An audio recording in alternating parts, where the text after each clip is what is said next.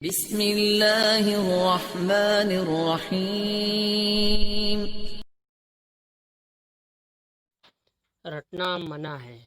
Science तालीमी YouTube channel. Science video based on school curriculum in Urdu.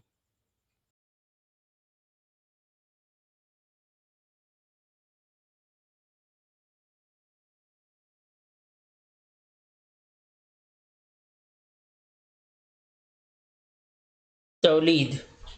एक जानदार से इसी नौ के नए जानदार का पैदा होना तौलीद रिप्रोडक्शन कहलाता है।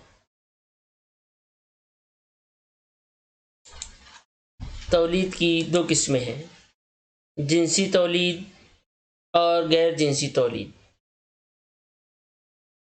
जानदारों में जिनसी तौलीद के अमल के लिए तौलीदी निज़ाम का होना ज़रूरी है। जिनसी तौलीद के दो अहम अफ़आल ज़वाजों की तश्कील और अमल बारावरी है। इन्हें हम अगले वीडियो में तफसील से समझेंगे।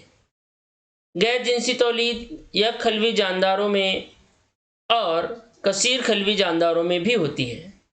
यह खलवी जानदारों में गैर जिनसी तौलीद का अमल तकसीम दुही, कसीर तकसीम और कलियाओं के तरीके से होता है, जबकि कसीर खलवी जानदारों में गैर जिनसी तौलीद का अमल तज्जिया कारी, बास पैदाइश, कलियाओं, नबाती अफजाइश नस्ल और बज़रों का बनना तरीके से होता है। इस वीडियो में हम इन्हें तफसील से समझेंगे।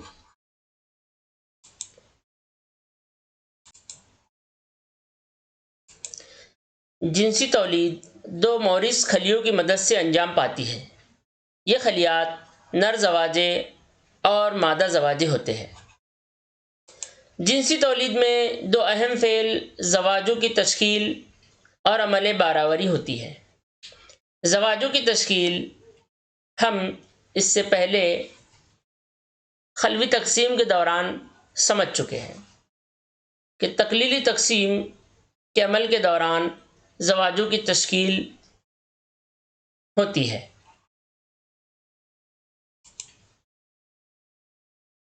नर ज़वाजे और मादा ज़वाजे के मिलाप से जुफ्ते की तैयारी अमल बारावरी कहलाता है।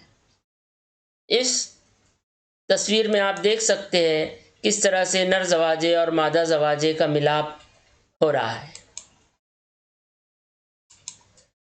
नर ज़वाजे और मादा ज़वाजे के मिलाप से जो जुफ्ता तैयार होता है,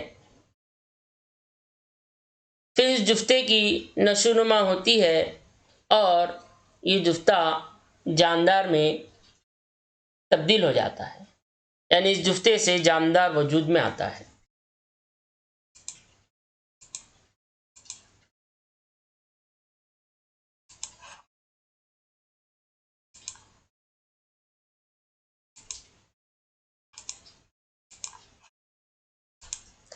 यहाँ आप नर ज़वाजा यानी मनवा और मादा ज़वाजा यानी बैज़े के मिलाप से ज़ायगोट यानी जुफ्ते की तैयारी देख सकते हैं। क्या अमले बारावरी तमाम जानदारों में यकसा होता है? नर ज़वाजे और मादा ज़वाजे का मिलाप fusion of gametes is called fertilization, यानी इसे ही हम बारावरी कहते हैं।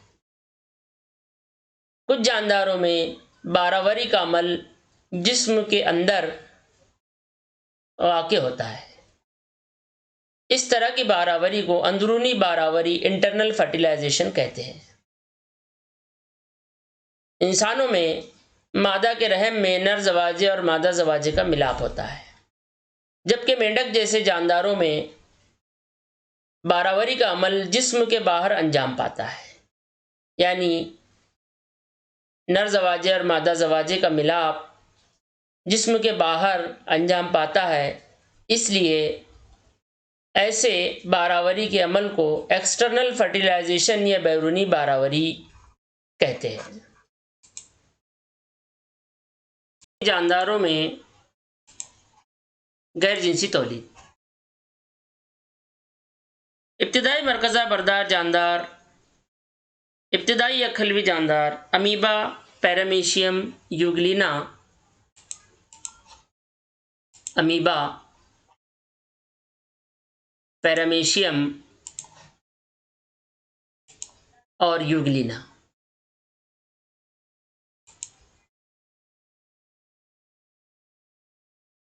वाज़े मरकज़ा बरदार खलियात में तवानिया और सब्ज़ माइना जैसे खलवी हैवान से तकसीम दुई के ज़रिए गैर जिनसी तौलीद करते हैं।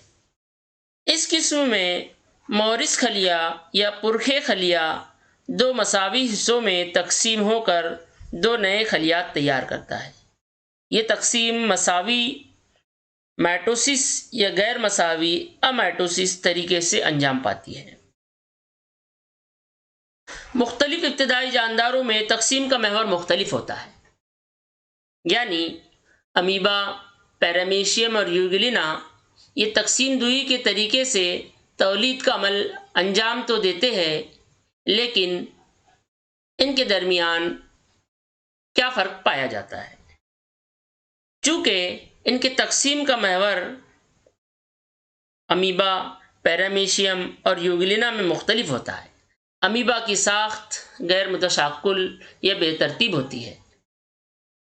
पैरामीशियम और यूग्लिना की अपनी जसामत की वजह से इनमें तकसीम दुई बिलतरतीब, उफ़की और उमूदी तरीके से अंजाम पाती है।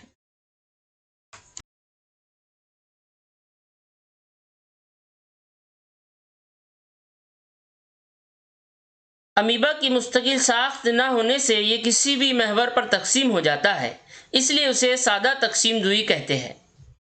पैरामीशियम में उफ़की तकसीम दुई और यूग्लिना में उमूदी तकसीम दुई के ज़रिए गैर जिनसी तौलीद होती है। आलू में अफ़ज़ाइश नस्ल गैर जिनसी तरीके से होती है। आलू में अफ़ज़ाइश नस्ल का तरीका नबाती अफ़ज़ाइश नस्ल कहलाता है। इसे हम आगे तफसील से समझेंगे। Asexual reproduction in unicellular organism, यक खलवी जानदारों में गैर जिनसी तौलीद, बाइनरी फिजन, तकसीम दुई, मल्टीपल फिजन, कसीर तकसीम, बडिंग, कलियाव या गुंचाकारी। बाइनरी फिजन, तकसीम दुई,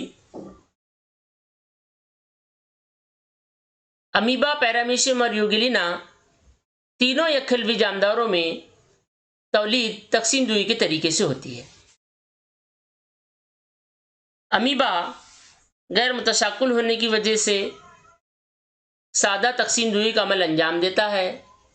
इसका मरकज़ा तकसीम हो जाता है और फिर हर मरकज़ा नए दुख्तर अमीबा में तब्दील हो जाता है। पैरामीशियम उफ़की तकसीम दुई के ज़रिए से तौलीद का अमल अंजाम देता है, जबकि यूग्लिना उमूदी तकसीम दुई, यहाँ आप देख सकते हैं, मल्टीपल फिजन, कसीर तकसीम। अमीबा और इस जैसे इब्तिदाई या खलवी जानदार साजगार हालात में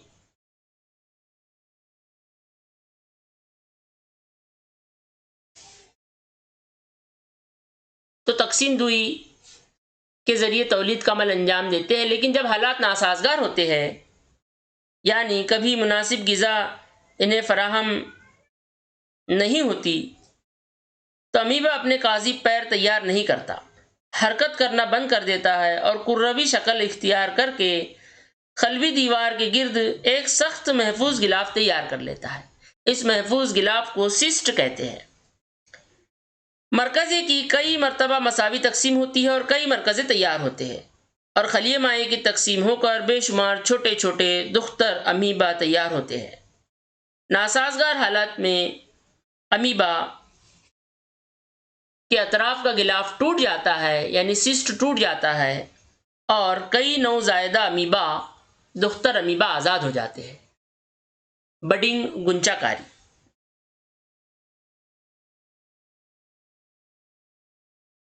कसीर खलवी जानदारों में गैर जिनसी तौलीद, बास पैदाइश, तज्जियाकारी, कलियाव, नबाती अफजाइश नस्ल, बज़रों का बनना। ये मुख्तलिफ तरीके हम एक एक करके समझेंगे।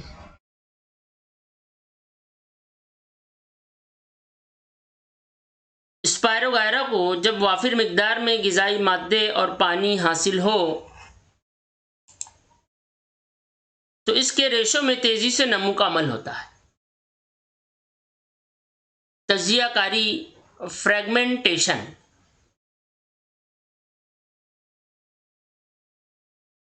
ये रेशे छोटे छोटे टुकड़ों में तकसीम हो जाते हैं।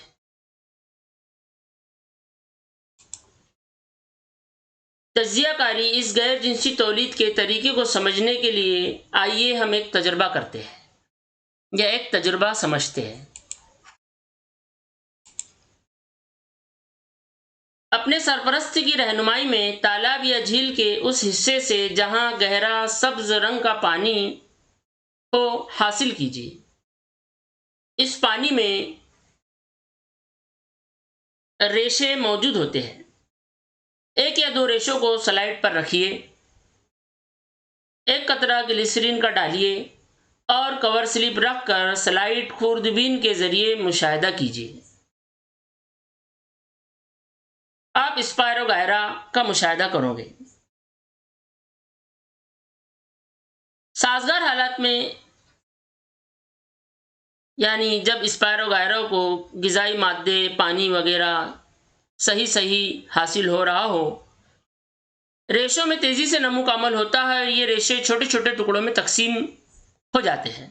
हर टुकड़ा नवजायदा स्पायरोगायरा रेशे की तरह जिंदगी गुजारता है।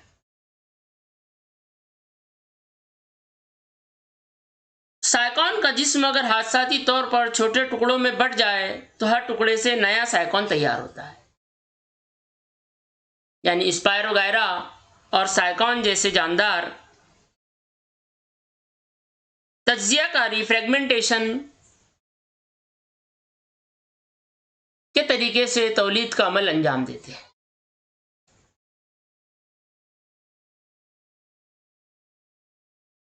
बास पैदाइश, रीजनरेशन।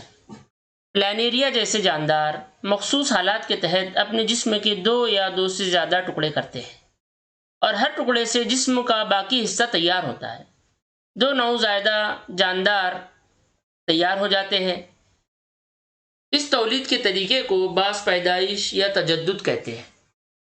यहाँ आप देख सकते हैं कि प्लानेरिया के 3 हिस्से नज़र आ रहे हैं, 1, 2, 3। जो सर वाला हिस्सा है उसको बाकी जिस्म तैयार हुआ है, वो एक प्लानेरिया में तब्दील हुआ है। दुम वाले हिस्से को जो बचा हुआ जिस्म है वो तैयार हो जाता है और दूसरा प्लानेरिया तैयार हो जाता है, और जो दरमियानी हिस्सा है उसको दुम और सर दोनों तैयार होकर तीसरा मुकम्मल प्लानेरिया तैयार हो जाता है। यानी प्लानेरिया का हर टुकड़ा नए प्लानेरिया पैदा करने की सलाहियत रखता है। इस तौलीद के तरीके को हम बास पैदाइश या रीजनरेशन कहते हैं।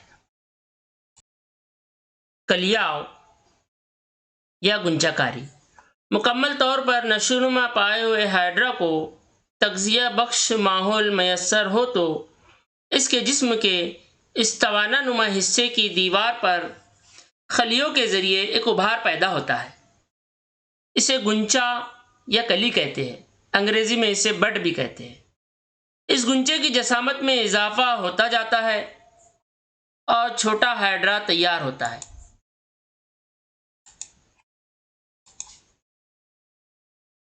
दुख्तर हाइड्रा का तग़ज़िया मोरिस हाइड्रा के ज़रिए होता है। यानी ये जो कली है, ये छोटा हाइड्रा अपने पुरखे हाइड्रा से ग़िज़ा हासिल करता है। जब दुख्तर हाइड्रा की नशोनुमा मुकम्मल हो जाती है और ये आज़ादाना रहने के काबिल हो जाता है तो ये पुरखे हाइड्रा से अलहदा होकर नौज़ायदा हाइड्रा की तरह ज़िंदगी गुजारता है। तौलीद का ये तरीका कलियाव या गुंजाकारी कहलाता है। Vegetative propagation. जड़, तना, पत्ते और कली जैसे नबाती अज्जा के जरिए होने वाली तौलीद को नबाती अफजाइश नस्ल वेजिटेटिव प्रोपगेशन कहते हैं। नबातात के इन हिस्सों को प्रोपग्यूल कहते हैं, जो नबातात से अलहदा होकर नए जानदार में तब्दील होने की सलाहियत रखते हैं। चूँकि इस तौलीद के तरीके में दो पुरखे शामिल नहीं होते, इसलिए ये तौलीद का तरीका गैर जिनसी तौलीद का तरीका होता है। क्या आप जानते हैं कि आलू, अदरक, गन्ना और केला वगैरह की काश्त किस तरह की जाती है? आलू की सतह पर आँख नोट्स के जरिए नबाती अफजाइश नस्ल होती है। ये आँखें या नोट तने या बसले पर होती है। प्याज की जड़ें ज़ेरे ज़मीन नशोनुमा पाती है, जबकि ताज़ा सब्ज़ पत्तियाँ ज़मीन की ऊपरी जानिब नशोनुमा पाती है। पान फुट्टी के पत्ते के दंदानेदार हाशिए में कलियाँ मौजूद होती है। पान फुट्टी में इनके ज़रिए अफजाइश नस्ल होती है। गाजर, मूली, शकरकंद जैसी नबातात में जड़ों के ज़रिए अफजाइश नस्ल होती है। गन्ना घास जैसी नबातात में मौजूद गांठों पर मौजूद कलियों की मदद से नबाती अफजाइश नस्ल होती है। यानी ये आलू की आंखें आप देख सकते हैं। यानी जड़, तना, पत्तों और कली जैसे नबाती अज्जा के ज़रिए से मुकम्मल जानदार पैदा होता है। चूँकि इस तौलीद के तरीके में सिर्फ एक पुरखा शामिल है, इसलिए नबाती अफजाइश नस्ल वेजिटेटिव प्रोपगेशन का तरीका गैर जिनसी तौलीद का तरीका है।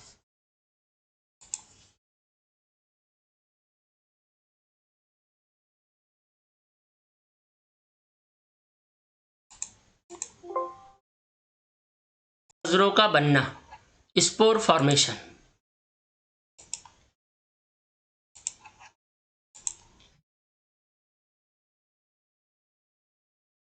कसीर खलवी जानदारों में गैर जिनसी तौलीद का जो आखिरी तरीका हमें समझना है वह है बज़रों का बनना। बज़रों के जरिए गैर जिनसी तौलीद सादा कसीर खलवी राइज़ोपस जैसे जानदारों में अंजाम दी जाती है।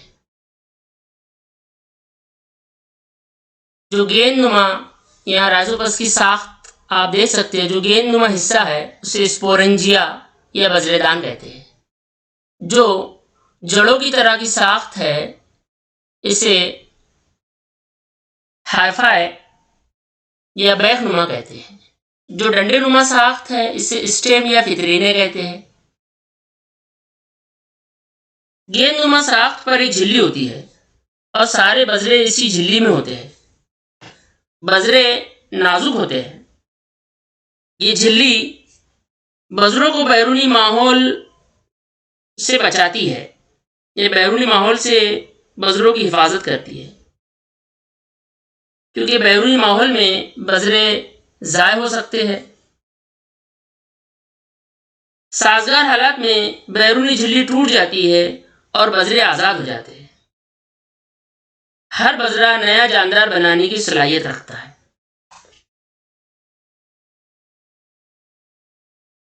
ब्रेड पर उगी हुई राइज़ोपस इन्हीं बजरों के जरिए उगती है। ब्रेड पर जो फफूंद नजर आती है